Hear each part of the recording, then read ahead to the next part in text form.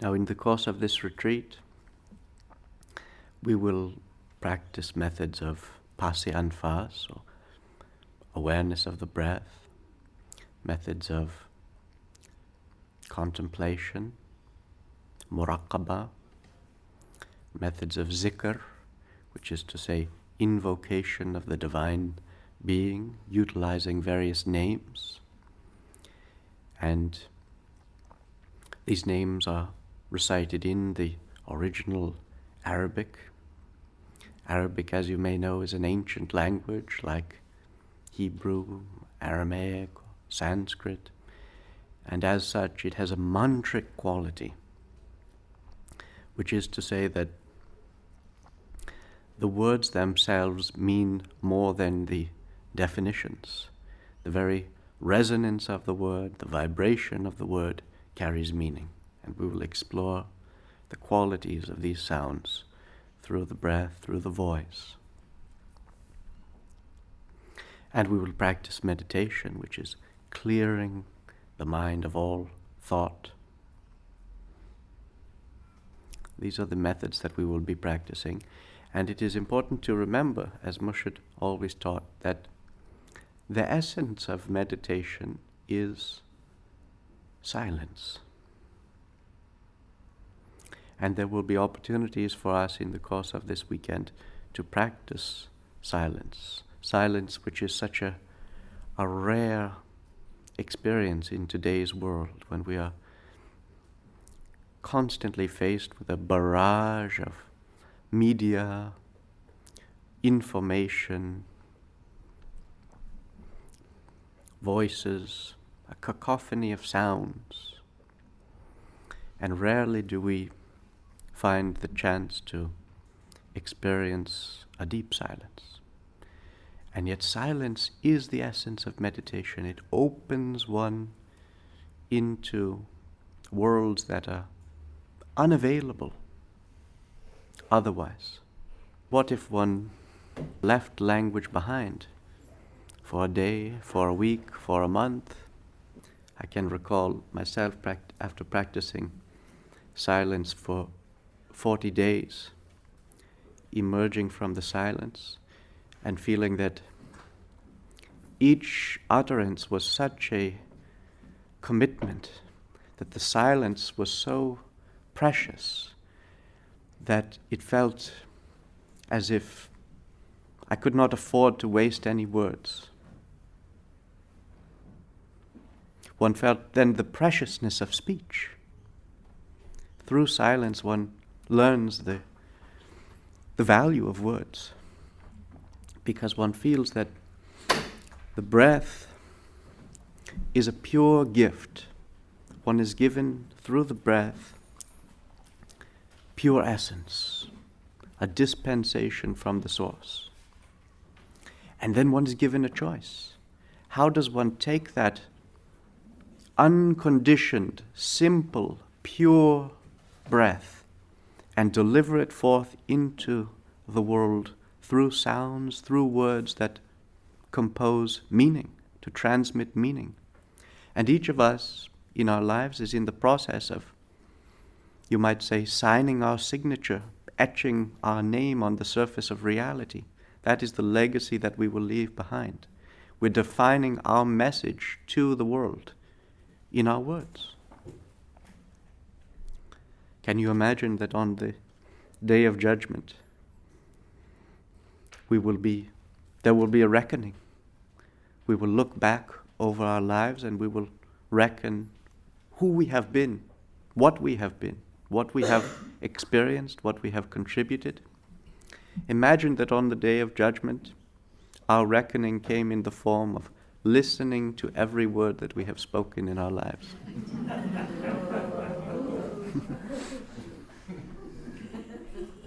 We have been given a pure breath, and with that breath, the chance to give a message. What has been our message? That would be the index of our message to the world. Now we are, in the course of this retreat, endeavoring to cultivate presence. And there is in the tradition of the Naqshbandiya lineage of Sufism a code that has been passed down for the cultivation of presence. And there are really multiple contemplations, but 3 of these are paramount. And the first is Hosh Dar Dam. Hosh Dar Dam.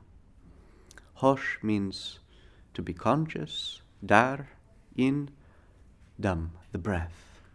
Be conscious of the breath. Observe the breath. Breathe with awareness.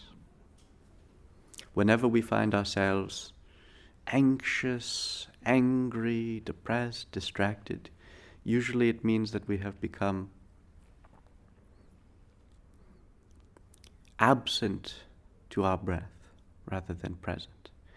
And by going through presence into the breath, one becomes re-centered, grounded, aware, awake, and present.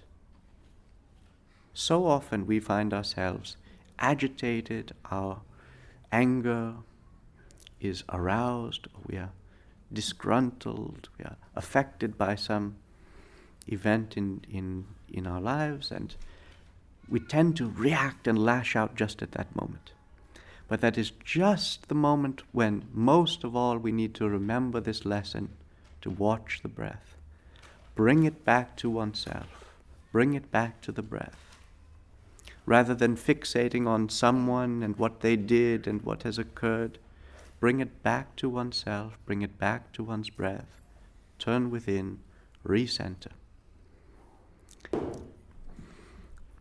So the first and last lesson is Hosh Dar Dam, the one virtue. On this path, the one and only virtue is awareness of the breath. Why is this the only virtue? Isn't compassionate action virtuous? Isn't considerate behavior virtuous? Yes, but all of this flows from the living, awake breath. When the breath is awake, we are sensitive, we are resonant, we are aware of others, we are in the flow, we are attuned. And when we are absent to the breath, although we may follow what we consider to be a moral and ethical code, it's artificial, it's an imposition on the situation, it's an abstraction. The awakened breath is the true and natural morality. So we will be, as often as we can throughout this weekend, remembering to return again and again to the rhythm of the breath. And we'll begin this morning with a meditation that will bring us into awareness of the different aspects of the breath. But even when we are not seated silently, internally in meditation, there's always an opportunity to return to awareness of the breath. And in fact, this is a basic principle of the spiritual path, which is that if one restricts one's practice to a certain session of meditation or prayer that one does at a particular time of day, of course it is important to have such a time, to have regularity of practice. But if that is the full extent of one's spiritual commitment, the path is a very long one. But on the other hand, when every encounter, every moment, every relationship, every situation becomes another opportunity to awaken and practice these modes of awareness, then the path becomes very rapid indeed. So throughout the day, to return to awareness of the breath is essential. The second of these principles, Nazar bar qadam. Nazar is one's glance, bar upon, qadam, the foot. Watch your step. Watch your step. What does it mean to say watch your step?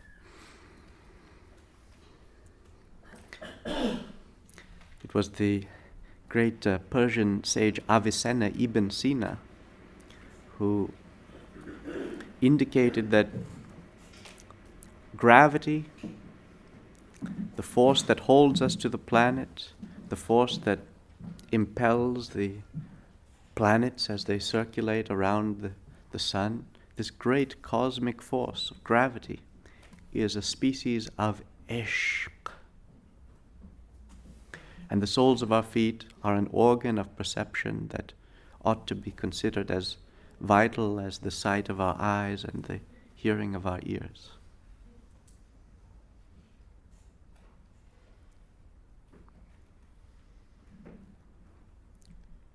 Every footfall then becomes a planetary caress.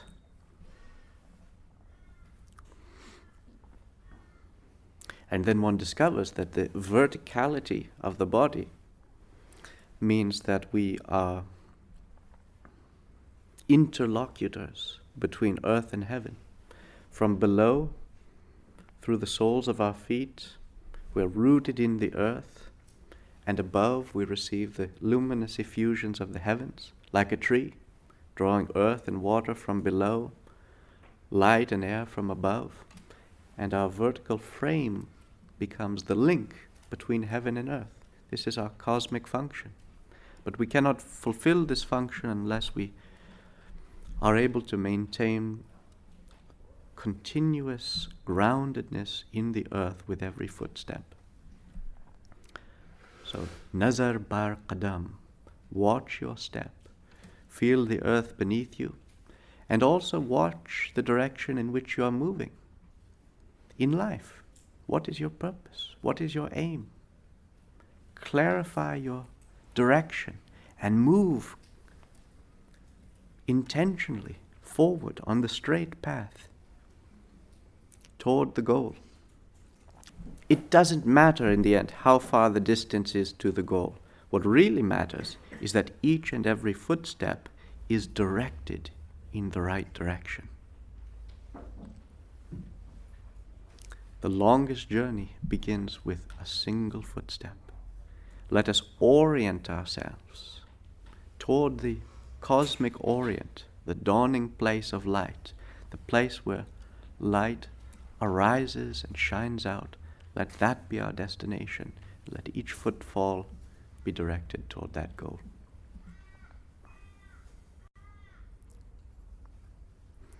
And the third of these principles, khilvat dar anjuman. Khilvat, isolation, retreat. This gathering could be called a khilvat. Khilvat dar anjuman.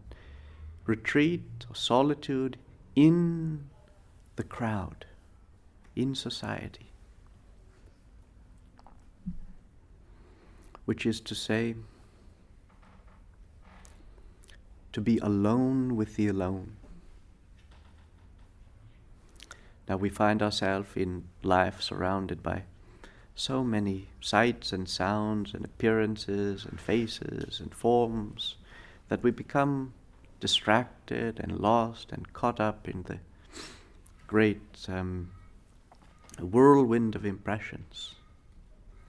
But this principle reminds us to return always to the awareness of solitude, to feel that wherever one is, even in the greatest throng, the greatest crowd, that one is always essentially alone with the alone with the one who is the essence of all beings.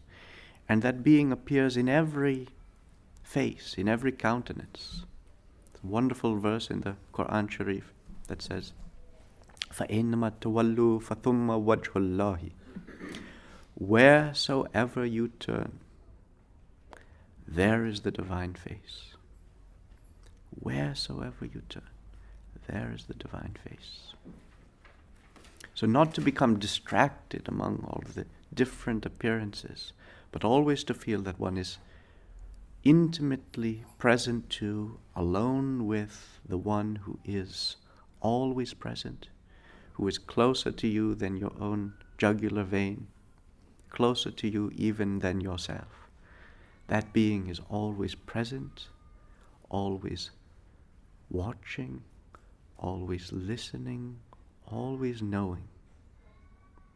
And yet, paradoxically, ironically, we imagine ourselves to be lonely, separate, fragmented, adrift. If only we knew that we were surrounded and pervaded by the one who is intimately attentive to us in all moments. And we have only to reciprocally open our attention to this being for communication to flow. So these three principles, hosh dar dam, be conscious of the breath, nazar bar qadam, watch your step, khilvat dar anjuman, be alone with the alone. These will be guiding principles for us throughout this retreat.